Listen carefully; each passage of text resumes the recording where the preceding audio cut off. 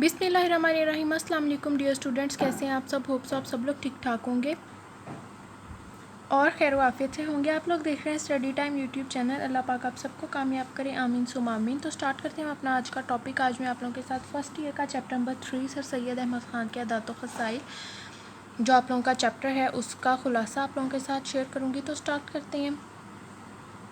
Sir Syed के दस्तरखान पर हर वक्त दोस्तों और मेहमानों का हजूम रहता था। इससे पहले आप लोगों ने क्या करना है, हवाला मतन लिखना है और हवाला मतन में सबक का नाम, मुसन्निफ़ का नाम, माखिज़ और सिंफ जो है वो आप इंट्रोडक्शन में भी लिख सकते हैं और हवाला मतन में भी लिख सकते हैं। तो आगे चलते हैं। जिस दिन कोई मेहमान ना होता और खाना खाते वक्त खुश ना होते थे, जिस दिन ज़्यादा मेहमान होते इस दिन इनके घर ईद का समा होता था। खानों में ज़्यादातर ताद्दुद और तलव्वन नहीं होता था मगर खाना अमूमन उम्दा होता था। खाना गैर एतराज़ के खाते थे। तरकारियाँ, आम और खरबूजे पसंद थे। खाने के बाद आधा सेर दूध दोनों वक्त पीते थे। फितरी तौर पर हंसमुख और खुशतबा थे। मज़ाह में हद तहज़ीब से तजावुज़ ना करते थे। बचपन से मुताले के शौकीन थे। मुताला सिर्फ मुसन्निफ़ के ख़यालात से आगही के लिए करते थे। अहम बात पर पेंसिल से निशान लगा लेते थे। ख़तों का जवाब देने में नहायत फ़याज़ थे। मेहनत और जफ़ाकशी उनकी नुमायाँ खूबी थी। खुद उनके अपने बयान के मुताबिक दायमी गौर व फ़िक्र और दिमागी मेहनत ने उनकी अक़ल को जिला बख्शी, वरना ज़हानत के लिहाज से वो अपने हम चश्मों से ज़्यादा मुमताज़ ना थे। मेहनत का ये आलम था कि खुतबाते अहमदिया के लिखने में 1.5 बरस इस कदर सख्त मेहनत की कि पाँव में लाइलाज मर्ज़ पैदा हो गया। सख्त लू और गर्मी के बावजूद साइंटिफिक सोसाइटी के मकान की तामीर में खुद निगरानी की। जब काम से फ़ारिग होते तो हंसी और दिल लगी भी कर लिया करते। इसमें बच्चों, बूढ़ों, अहबाब, मुलाज़मीन, अंग्रेज़ों, हिंदुस्तानियों में कोई तफ़रीक ना थी। इनकी अच्छी सेहत का राज ज़िंदा दिली था। उनकी गुफ्तगू बच्चों और बूढ़ों दोनों का दिल मोल लेती थी।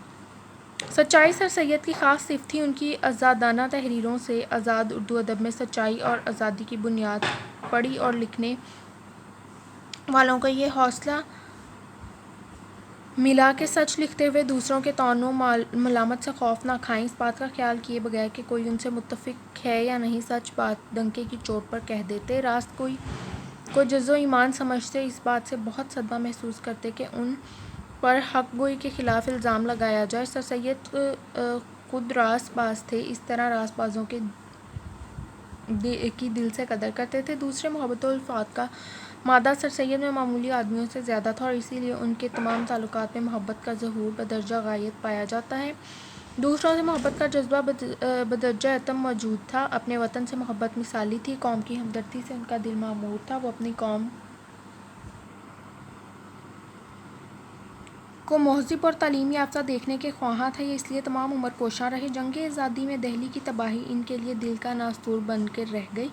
जो बर्ताव सर सैयद का दोस्तों के साथ था वो इस ज़माने के दोस्तों से बहुत निराला था। जहाँ तक इनका हाल देखा गया, इनकी खुशी बल्कि इनकी ज़िंदगी का मिदार सिर्फ 2 चीज़ों पर मालूम होता है, काम और दोस्तों की मुलाकात। इनसे इनको शायद ही कभी ऐसी खुशी होती हो जैसे अपने खालिस और मुखलिस दोस्तों से मिलकर होती थी। सर सैयद दोस्तों को ज़िंदगी का एक अंसर समझते थे। नवाब मोहसिनुल मुल्क कहते हैं कि मैंने सर सैयद जैसी सच्ची मोहब्बत और वफ़ादारी दुनिया में कहीं नहीं देखी। मोहब्बत करना और इसे निभाना जानते हैं। जिसके साथ एक दफ़ा उनका ताल्लुक़ हो जाता, चाहे वो कोई मुलाजिम ही हो, इससे कभी ना बिगाड़ते और इसके ख़िलाफ़ एक लफ्ज़ ना सुनते या एक लफ्ज़ तक सुनना गवारा ना करते थे। सेर चश्मी और फ़िराक़ हौसलगी सर सैयद के नुमायाँ साफ़ थे। अपनी कमाई से ना माल इकट्ठा किया, ना ही औलाद के लिए कोई जायदाद बनाई। मुस्तकीन की मदद करते थे। उनकी हमदर्दी और फ़याज़ी की मिसाल एक फलदार दरख्त की सी थी जो अपने फल से, साए से और लकड़ी से गर्ज़ हर पहलू से लोगों को फ़ायदा पहुँचाता है। मुखालफिन और दुश्मनों की बुराइयों को तहम्मुल से बर्दाश्त करना उनकी खूबी थी। नेक और आकिल माँ ने अपने बेटे को ये बात सिखा दी थी कि बुराई करने वालों के साथ बुराई करना खुद को वैसा बनाने के मुतरादिफ है। मुसलमानों की तरफ से मायूस होने के बावजूद इनकी कोशिशें ज़िंदगी के आखिरी अय्याम तक जारी रहीं। उन्होंने अपनी कौम को कड़ी ज़िल्लत से निकालने के लिए अपना तन, मन, धन कौम की नज़र कर दिया। तो डियर व्यूअर्स, ये था खुलासा जो मैंने आप लोगों के साथ शेयर किया। होप सो आप लोगों को समझ आ गई होगी। अगर किसी वर्ड की समझ नहीं आ रही तो मुझे कमेंट सेक्शन में बताएं ताकि मैं आप लोगों की हेल्प कर सकूं। और अगर किसी भी टॉपिक से रिलेटेड नोट्स चाहिए तो भी कमेंट सेक्शन में बताएं ताकि मैं आपको अच्छे से अच्छे नोट्स प्रोवाइड कर सकूं। अपना बहुत सारा ख्याल रखिएगा। دعاؤں میں یاد رکھیے گا۔ اللہ حافظ۔